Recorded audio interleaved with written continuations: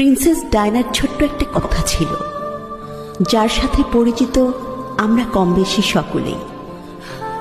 সে বলেছিলেন, আমি যাকে ভালোবেসেছিলাম সে ছাড়া গোটা বিশ্ব আমায় ভালোবেসেছিল।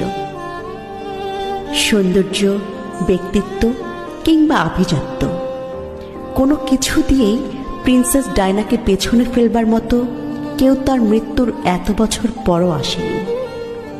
অথচ তার স্বামীও তাকে ঘরে রেখে আসক্ত হয়েছিল পরনারীতে, যার শেষটা হয়েছিল তাদের বিবাহ বিচ্ছেদ দিয়ে।